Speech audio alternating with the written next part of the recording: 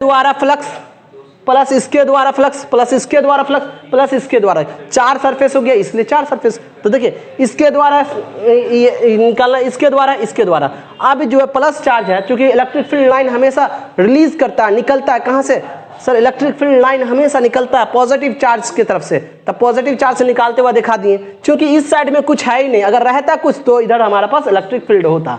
Clear हुआ?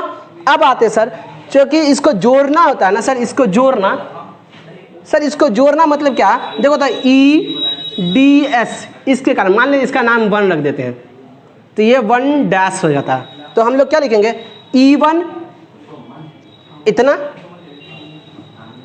Plus E2, इसको मान लेते हैं हम लोग E2 DS 2 डैश। देख रहे हैं, इस चीज को देखना है, दोनों चीज इस पे हो गया, इसके कारण हो गया। अब इसके कारण सोचते हैं, फिर इसके कारण क्या होगा, E3 DS डैश ऊपर में है प्लस E4, मान लो इधर कुछ भी होगा E4, और इधर कर देते हैं मेरा DS1 डैश। अब तुम लोग को गौर फिक्र करना होता है कि फ्लक्स फाई कैसे सोचेंगे, क्योंकि देखो तो बाबू, इसी चीज को अपने लोग जो है यहाँ पे क्लियर कट अगर समझे तो कैसे सोचेंगे बाबू। देखो यहाँ पे एकदम बहुत ही इजी है, टोटल फ्लक्स के बारे में। फ्लक्स, टोटल फ्लक्स मतलब क्या, सम ऑफ फ्लक्स, और सम ऑफ फ्लक्स मतलब जोड़ना। जोड़ने का दूसरा मीनिंग क्या होता है, इंटीग्रेशन या सिग्मा या समेशन कहते हैं। तो हम लोग इंटीग्रेशन का इस्तेमाल कर लेते हैं। तो यहाँ पे देखो तो बाबू क्या लिखेंगे, phi is equal to sir E1, पहले DS1 देख लो, DS1 किधर है, इधर है, तो DS1 इधर, DS1 इधर। अब क्या है सर, E1 ये E1 इस डायरेक्शन में E कितना है, तो इसी को हम लोग E1 कहेंगे। तो E1 कितना है बाबू, तो मेरे पास E1 E है, किस डायरेक्शन में, इधर ही है। तो दोनों के बीच के एंगल कितने होगा वो, देखो ये भी इधर, DS भी इधर, तो दोनों के बीच के एंगल को क्या बोलते हैं, cos 0 डिग्री। फिर इसके बाद आते हैं हम लोग ये वाला चीज, इस वाले चीज को देखो, तो अपने पास आ जाएगा E2 पहले DS2 देखो, DS2 ये है, तो DS2 डैश, यही ना है।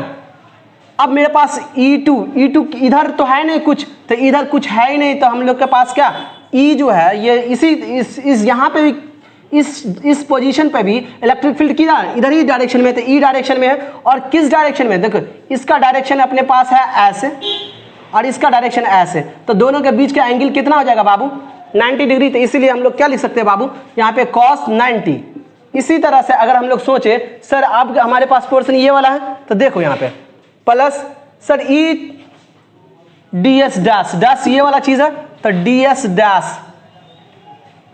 अब हमारे पास क्या चीज है बाबू, तो चूंकि ये वाला चीज की जरूरत नहीं, अब क्या होगा बाबू, ये बताओ कि इलेक्ट्रिक फील्ड किधर है, सर इलेक्ट्रिक फील्ड तो इसका इधर है, तो कितना है सर, इलेक्ट्रिक फील्ड E है सर, तो इलेक्ट्रिक फील्ड इधर और DS इधर, तो दोनों के बीच में कितना डिग्री बाबू, 19, तो cos 19। फिर प्लस सर अपने पास लास्ट जो है 41 ये वाला चीज बचा, तो मेरे पास इलेक्ट्रिक फील्ड डायरेक्शन इधर, चूंकि इलेक्ट्रिक फील्ड DS कितना है, तो DS1 डैश, और इलेक्ट्रिक फील्ड तो इस डायरेक्शन में कुछ है ही नहीं, इलेक्ट्रिक फील्ड इस डायरेक्शन में है ही नहीं, तो ये चीज क्या हो जाएगा, 0 और cos 180।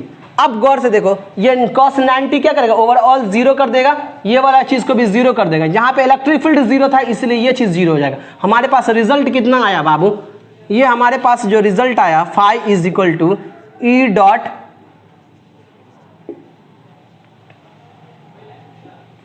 cos 0 तो 1 ही होता है। अब आते हैं बाबू, चूंकि ये सर टोटल फ्लक्स के बारे में सोचे तो ऐसे सोचे थे, अगर हम लोग जो चीज़ है, अगर छोटा फ्लक्स होता तो ऐसा चीज़ होता। अब बताओ तुम लोग कि ये वाला जो चीज़ है, वो ये जो चीज़ कर रहे हैं, तो हम लोग E बराबर क्या लिख सकते हैं बाबू, अच्छा ये चीज़ आपने कर लिया, इसको इक्वेशन फर्स्ट मान लेते हैं, by Gauss law. Gauss law से क्या जानते हैं सर, गॉस लॉ में क्या होता है, टोटल फ्लक्स बराबर क्या होता है, Q in by epsilon naught, ये नहीं होता।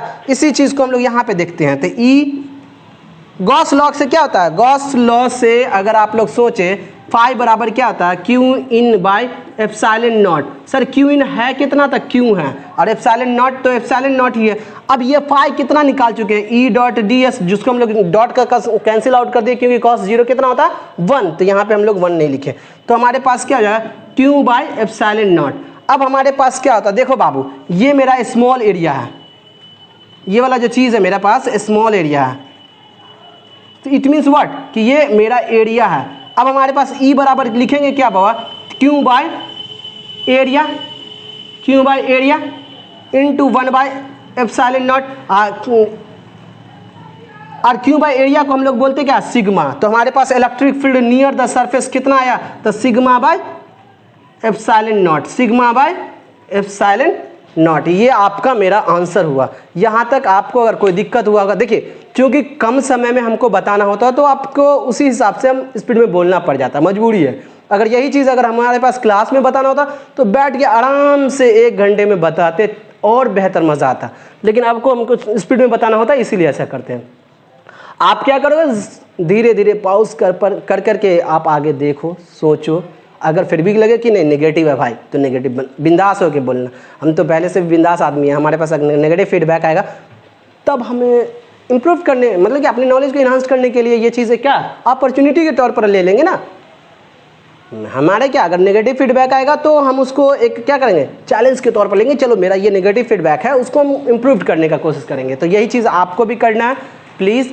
अच्छा मेरे चैनल को लाइक करना, सब्सक्राइब करना, वो सब जो चीज़ होता है फॉर्मेलिटी वो आप करो, ताकि फिर हम उससे इन्हांस्ड होकर और अच्छा वीडियो बना के दें। ये चीज़ है, इतना चीज़ में कोई दिक्कत नहीं ना। चलो आज के लिए थैंक यू।